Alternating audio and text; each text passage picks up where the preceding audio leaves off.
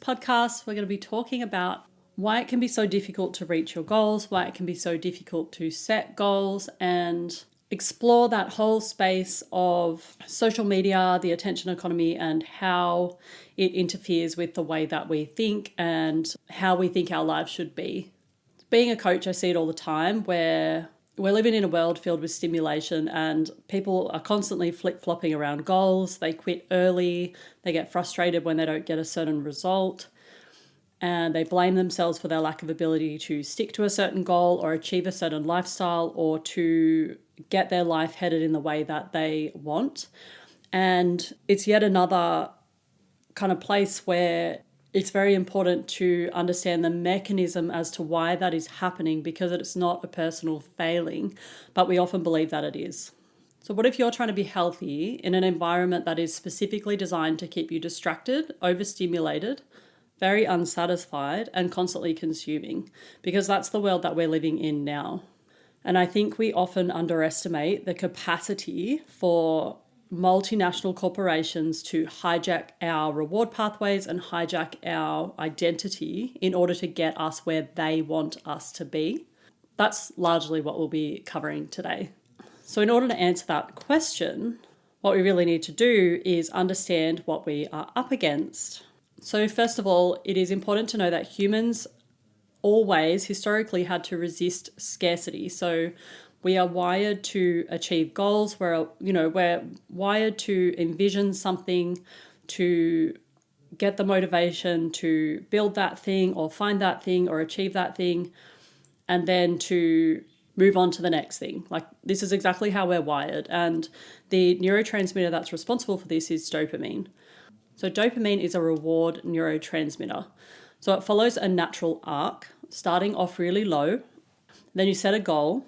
And then as you kind of start to imagine what that could look like and all the ways in which your life might change, it starts to give you the dopamine release over an extended period of time. So it slowly builds and builds and builds. Like, let's just say your goal was to lose 20 kilos or your goal was to buy a house or start a business. So it doesn't really matter what the goal is. Dopamine is the driver behind all goals and any type of self-improvement aspiration.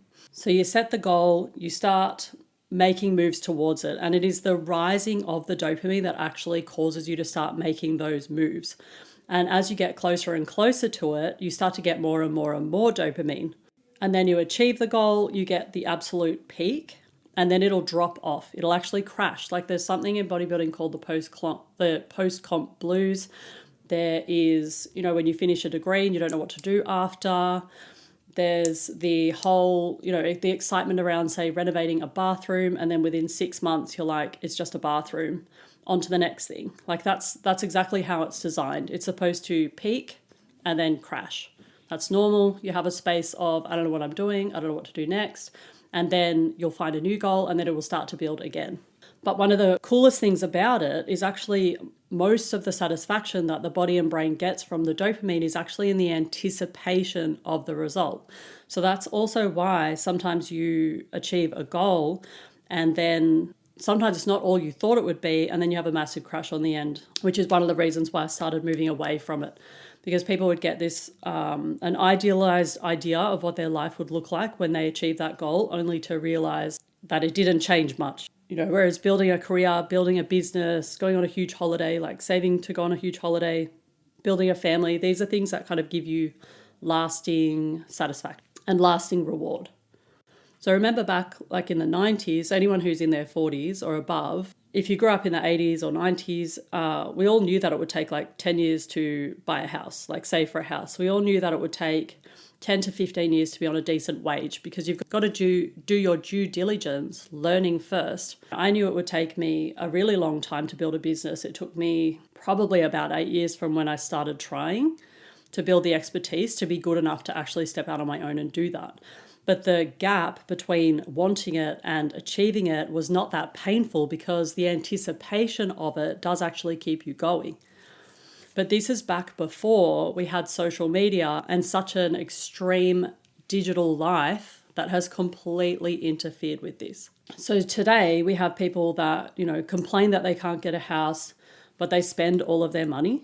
We've got people that just pop-up businesses on social media out of nowhere that have absolutely no expertise. We have people that start a goal and quit like 2 weeks later because the instant gratification is not there. And then often now the gap between what we want to achieve and where we are is so painful because we're addicted to dopamine, which we'll get into in a minute, is so uncomfortable that you'll collapse the goal to get a short fix and then try and start again the next day. And when it comes to body transformation or building a physique, the truth of the matter is, especially if you're a female, you're looking at a good 6, 7, 8, 9 years before the body's going to be where you want it to be. And that's consistent eating, it's consistent protein, it's consistent weight training, it's consistently avoiding things like excessive running or quick fixes or crash diets. If you get rid of all that stuff, it takes you, probably about 6, 7, 8 years to get to a point where your body's looking how you might have imagined it in the first place. But unfortunately, due to social media, a lot of people expect that to happen in 8 weeks now and are highly disappointed along the way when it doesn't come that fast. So in 2026, instead of having to resist scarcity, we actually have to resist abundance because pretty much everything is there at our fingertips. What was once a hunt for food, which might have taken days, or becoming the person you needed to be in order to find the right partner, or a 4-year law degree followed by 5 to 10 years of expertise building, time spent building credibility and wisdom, it can now be just packaged up into short form content, fantasy stories, and, I'm sure you know exactly what I'm talking about. So we have stimulus abundance. So we have unlimited entertainment, unlimited food, emotional reactivity, left, right, and center. Like if you go on social media and you just look at the comments, you can see everyone just going absolutely ballistic. We have unlimited comparison. So, when I grew up, everyone was kind of middle to lower class, you'd say, in terms of financial wealth and freedom. And you didn't really meet anyone who was wealthy because they weren't in the public schools, they were in the private schools. So I never really sat around thinking about all the things I'm missing out on. Like I didn't expect to have a pool, or I didn't expect to have a spa, or, I didn't expect a yearly European holiday because it's just not what myself or my friends were able to do. Whereas now, if you're in that situation, you can just see other people living their absolute best life. Like, imagine for someone if they wanted to have a family and they're just looking all day, every day at other people's families and other people's dreams coming true and wondering why theirs aren't coming true. Or I do it sometimes with business. I look at people and I think, how can they afford to do all of this stuff if they're running a legitimate business? Like, I don't understand how it works, and then it kind of probably triggers my kind of, maybe I'm doing it wrong. There was actually even a point of time where I realized from my scrolling on social media that I was starting to get this idea implanted in my head that the way I was running my business was wrong.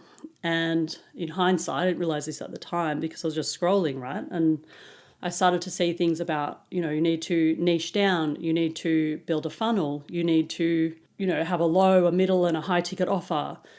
This is how you do business. And I started thinking, I don't do that. I just offer one-on-one coaching or online. And I only did online because my one-on-one was way too full. But I didn't have a strategy. I didn't set something up and then plan to lure people into it. But that's pretty much what the modern business landscape is now. And for a while, I started thinking I was doing it wrong. And then I even paid for some courses to try and make my life easier, to try and make it less emotionally loaded, to try and make a bit more money per hour without having to overprice my one-on-one services.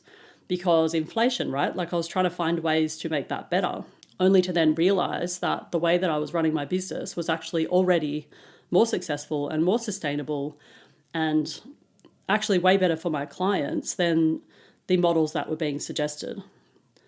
But it just happened over time, it started to erode my understanding of what a business was. And most of these posts were actually coming from ads from people who don't run businesses but want to run a business, and they're coaching businesses on how to run businesses, and that's how they're going to make money.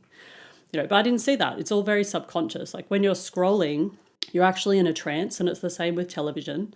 When you're watching TV, you're in a trance. So then when the advertisements come on, or if they slip some manipulation into the movie or the storyline, it all goes into your subconscious as a truth, and you don't realize that.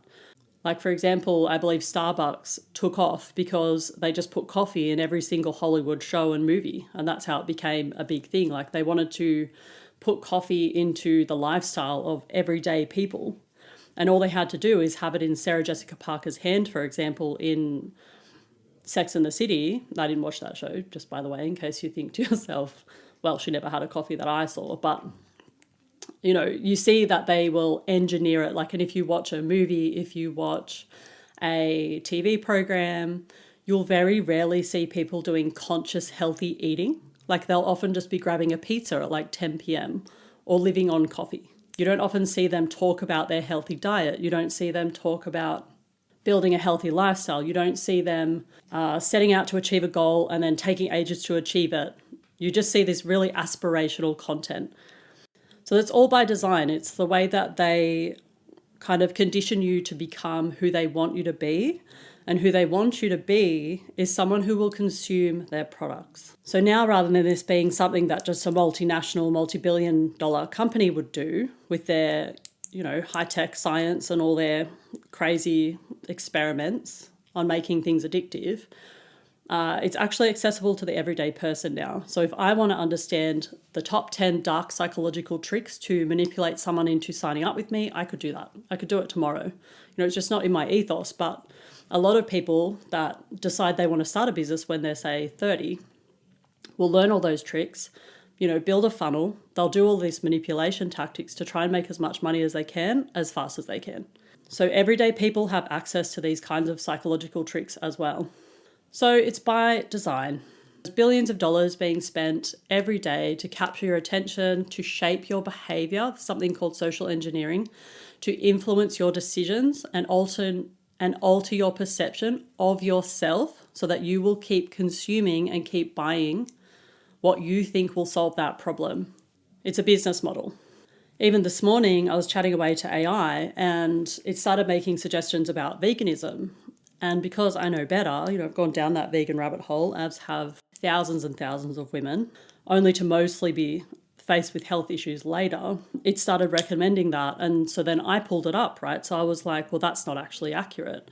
And it goes, well, I pulled it out from the most recent academia. And I was like, well, isn't the recent academia funded by certain billionaires with invested interest in lab-grown meat? And it was like, that's correct. You know, but if I didn't know that, just in this conversation around health and well-being and sustainability, I was already being shaped to have a certain view around how I should eat regarding the questions that I was answered. But those answers were coming from funded information, and information that then leads to heavy profits for those who are funding it. So if you start to understand these kinds of concepts, then you can see how your attention span, it's only collapsed because of the environment around you and because of the way that it's been designed. And because of the kind of lifestyle that they've been selling you to keep you on this aspirational hamster wheel for the rest of your life.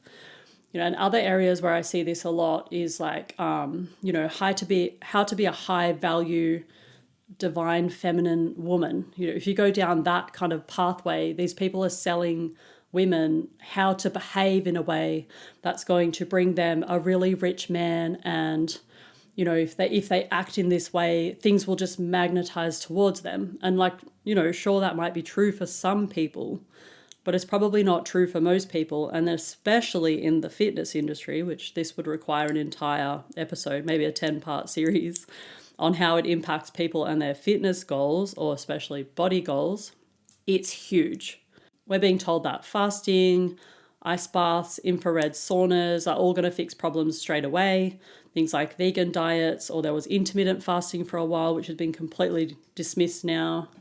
Fitness influencers, they love to sit in front of a huge stack of chocolate pancakes and pretend that you can achieve it too if you just simply download their ebook or join their app. The algorithm loves it. It rewards any content that erases nuance.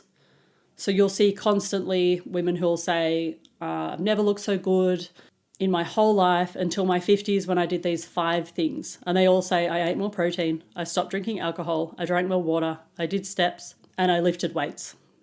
But the reality of that, if you actually then, you know, click whatever the comment they ask you to comment on to then get sent the whatever it is, if you actually coached with them, a 100% guarantee that, well, either it'd be just an app and it's all aspirational, or if they're a legitimate coach, the second you arrive into their funnel and sign up, all of a sudden the nuance would appear. But it doesn't appear on social media. And if you're not kind of in the game trying these things yourself, you actually have no idea how unrealistic the stuff that is on social media is. So I can see what's unrealistic in body transformation because I work in that space. So it's 99% of what's on social media is not at all realistic. The girls are on drugs, or they're collapsing a timeline. They're saying they achieved something in 6 months, which is not possible. But to the average consumer, someone who's just scrolling, I can definitely see why people started to get this really strange understanding of what's possible and what it takes, because all of that information, all of these kind of quick fix posts, all of the, we'll call it Instagram face, like the algorithm's engineered to pick up a certain looking face and then push that out to everybody. So it doesn't really matter what they're saying. They just have to fit the Instagram model of what they're looking for, the kind of content that will capture your attention more. So if you're just scrolling, over time it starts to erode your understanding of what a healthy body looks like, what a healthy lifestyle involves, what is achievable, how it's achieved. Like 10 years ago, women would come to me asking how to achieve their body goals. I would explain the whole process. I would explain the timeframes. They'd go, great, sign me up, and they'd get started. And then over time with social media, that understanding started to get eroded. They start to become more impatient. I had someone a few years ago in her 50s, over 16 weeks, achieved actually so much with her body transformation. I was actually shocked myself. I thought that's incredible. And she actually stopped because she said it's too slow. So that was probably it's probably about 4 or 5 years ago, where I just realized that people are really not understanding this stuff anymore. Like the authority has been outsourced to a phone, which you're scrolling while not paying attention, and all of these ideas are getting put in your head. So yeah, it's really important to understand just the way that the economy is built, the way that the digital landscape is being used to shape your perspectives, shape what you expect from your life, shape who you are as a person. It's really key to, when doing goal setting, I do this with all my clients, is really try and come to contact with the real reason why you want to achieve something, the core intrinsic reason, and then only really pursuing goals that do have a really strong intrinsic reason. So it's stripping away what you think might come of it, stripping away what you think it should look like, stripping away all of that, and actually just going back to the bare bones of who you are as a person, what you genuinely value, regardless of what anyone else is doing, and what you would do regardless of what anyone else would watch you do.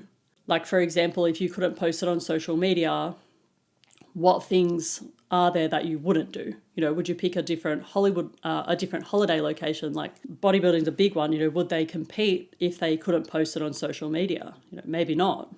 So it's really great to try and come into contact with why you want the things that you want and set a really realistic time frame for how to achieve that. And that way you have that natural experience with dopamine and with your attention that will result in you achieving that goal. And then another way that you can tackle it is to try and just scroll consciously. So if you understand that everything is engineered to change you as a person subconsciously, then how could you then approach your scrolling session? Do you try and stay conscious? It's one of those things where something's free to use. There's a saying, it's like, if it's free, then you're the product. So if social media is free to scroll and free to use, then you are the product. They are using you and your psychology and your life to build their product. They're plugging you into a machine, basically, kind of like the Matrix movie. You're being plugged in and you don't know that you're plugged in. So could you scroll consciously? Just take your time, scroll slowly, really watch what you're seeing. And also, I guarantee you, most likely you'll probably lose interest in scrolling if you do that, because it's not high quality content. It's attention content. And just know that, where you do stop and where you do look, which for a lot of women, it's, like aspirational lifestyle content, or really slow, where girls kind of move their body really slow across the screen to show you their abs and their butt. And women take that in. So then Instagram knows that, well, you stopped here, so you must be really interested in fitness and body, and it'll start selling you stuff. It'll start, so the advertisers, the people that are selling these quick fix plans or ebooks or really bad macro calculators or all sorts of terrible stuff that they're selling online, they will start targeting you with that stuff. So you just got to be mindful of what you spend your time looking at. If you want to get your power back, that is, of course, like maybe you don't want to, and that's totally cool as well. And the second one would be to try and abandon slowly over time hyper-palatable foods. So biscuits, ice creams, lollies, fast food, these are all engineered. I'm going to do a whole episode on that shortly because it's kind of an amazing topic. It's very eye-opening. But all of that's engineered to hijack your dopamine. And your dopamine is required for you to set long-term goals and stick out the process and actually achieve them. So if you're eating lollies, sugar, ice cream, biscuits, whatever you feel like it throughout the week or throughout the day, you're constantly hijacking that dopamine pathway. And the same goes for a lot of caffeine. Nicotine, I only say that because I've got a few clients that love the gum. It's constantly hijacking your dopamine pathways. And because it's being hijacked all the time, and so is posting something. Like if you post something, like they say, never declare your goals on social media, because the declaration of that goal gives you such a dopamine hit that you probably aren't even going to go and achieve it now. So it's being really mindful of your dopamine and really trying to protect that at all costs. So doing things like dropping junk food is really handy. And it doesn't have to be an all or nothing, like, oh, Monday I quit junk food. It can just be every single day. Try and have as little of it as you can because it's addictive. So once it's out, I can guarantee you won't want it. Like I see it, Gav and I at the supermarket, my partner, Gav, we look at the biscuits and I go, oh, yummy, to all the yummy biscuits. Amazing food, right? All the ice cream, all that stuff. Like it's delicious. There's no doubt about that. But we don't buy it because of that reason. And instead kind of opt for like Messina ice cream or having a treat out at a cafe with friends. It's trying to get those kinds of foods and those kinds of addictive things and put them into a loving, healthy, happy environment. So yeah, trying to scroll consciously, understand that it's all engineered and it is quite manipulative at its core, and trying to change your relationship with food. Also understand that ice baths, they produce dopamine. That's why you feel good after. It's not a bad thing, but it's just being aware of, am I doing something to just get a feel-good fix right now? And if you, over time, stop spiking it throughout the day, so stop getting hits 24/7, first of all, it will bottom out. You probably won't feel that great to start. But if you can delay the gratification, so let yourself be there for a bit, set yourself a bigger goal that, maybe will take you 1 month to achieve. Start small, don't do anything too crazy. Then gradually work to achieve that. And then once you achieve that goal, you'll experience the difference for yourself. Yeah, so that's dopamine and all the ways in which you are being secretly manipulated. So I hope that helps. If you enjoyed the episode, leave a review. That would be amazing, or a comment if you wish. The last couple of weeks I tried video because I have been putting them on YouTube with just audio, and I tried video because I do love videos. But yeah, if you prefer a video podcast, let me know that too, because yeah, I'll probably go in that way if that's what people want. But today's just audio. It's much easier. All right, so that's it for today, and I will see you next week, or talk to you next week. Bye.